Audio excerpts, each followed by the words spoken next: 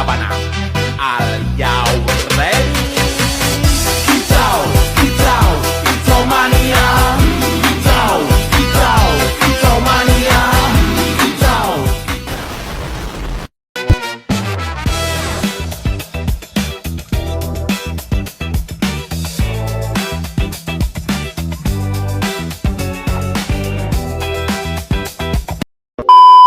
Assalamualaikum warahmatullahi wabarakatuh.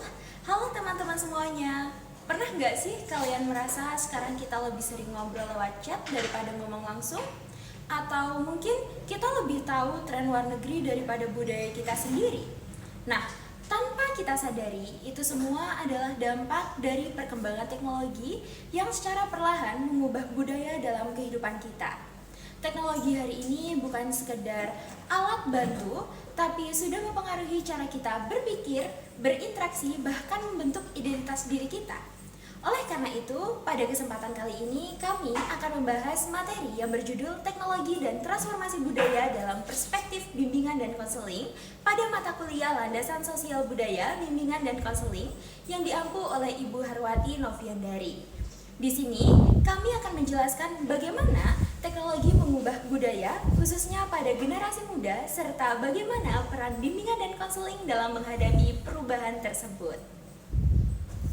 Pertama, kita bahas teknologi sebagai agen transformasi budaya. Sekarang, teknologi itu bukan cuma alat, tapi sudah mempengaruhi cara kita berpikir, berinteraksi, bahkan cara kita melihat dunia. Contohnya, dulu kita belajar budaya dari lingkungan sekitar, tapi sekarang lewat media sosial kita bisa lihat budaya dari negara lain dengan sangat mudah. Misalnya kita bisa melihat tren Korea, tren Barat, bahkan gaya hidup luar negeri hanya dari TikTok dan Instagram. Nah, ini yang membuat budaya berubah dengan cepat. Dari situ muncul dua hal, yaitu homogenisasi budaya, di mana budaya lokal mulai tergeser karena budaya luar lebih dominan, dan hibridisasi budaya, yaitu perpaduan antara budaya lokal dan budaya luar. Contohnya, kita masih pakai batik tapi dipadukan dengan gaya fashion modern. Tapi di sisi lain, teknologi juga bisa membantu melestarikan budaya. Misalnya, sekarang banyak konten tentang tarian daerah atau makanan tradisional di YouTube. Jadi, teknologi itu bisa mengubah sekaligus menjaga budaya tergantung bagaimana kita menggunakannya. Selanjutnya, perubahan pada generasi Z. Generasi Z atau Gen Z itu adalah generasi yang dari kecil sudah dekat dengan teknologi. Jadi hampir semua aktivitasnya tidak lepas dari media sosial. Contohnya, sekarang kalau mau komunikasi kita lebih sering chat daripada ngobrol langsung. Bahkan kadang satu rumah pun lebih sering kirim pesan daripada bicara langsung. Pola komunikasinya juga berubah jadi lebih cepat, singkat, dan visual. Misalnya pakai emoji, meme, atau video pendek. Memang ini memudahkan, tapi ada dampaknya juga. Interaksi jadi lebih dangkal, kita bisa punya banyak teman di media sosial, tapi belum tentu dekat secara nyata. Selain itu, banyak juga yang merasa harus dapat like atau komentar. Misalnya, kalau posting tapi sepi, jadi overthinking. Dan yang menarik, identitas di media sosial seringkali berbeda dengan kehidupan nyata. Di Instagram terlihat bahagia terus, padahal aslinya belum tentu. Ini menunjukkan bahwa teknologi juga mempengaruhi kondisi psikologis individu. Kemudian kita masuk ke transformasi layanan bimbingan dan konseling. Sekarang layanan bimbingan dan konseling tidak hanya dilakukan secara tatap muka, tapi juga bisa secara online. Misalnya lewat chat, video call, atau aplikasi. Contohnya ada orang yang lebih nyaman curhat lewat chat daripada langsung bertemu, karena merasa lebih aman dan tidak canggung. Ini menjadi kelebihan dari konseling online karena lebih fleksibel dan bisa diakses kapan saja. Tapi tentu ada tantangannya. Misalnya, konselor tidak bisa melihat ekspresi secara langsung. Jadi, kadang sulit memahami perasaan konseli secara mendalam. Selain itu, masalah privasi juga penting. Jangan sampai data atau cerita konseli tersebar. Karena itu, konselor sekarang harus punya kemampuan tambahan, bukan hanya dalam konseling, tapi juga dalam penggunaan teknologi.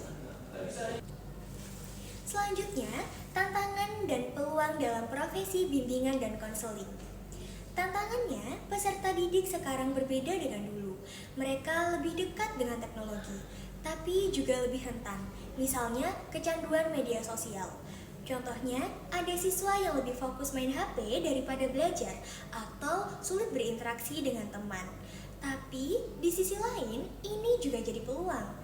Konselor bisa membuat layanan yang lebih menarik, misalnya menggunakan media digital, konten edukasi di Instagram, atau konseling online. Selain itu, konselor juga bisa berkolaborasi dengan konselor lain secara online. Jadi, teknologi ini sebenarnya bisa jadi tantangan sekaligus peluang. Implikasi terhadap bimbingan dan konseling. Perubahan budaya akibat teknologi membuat masalah yang dihadapi siswa menjadi lebih kompleks.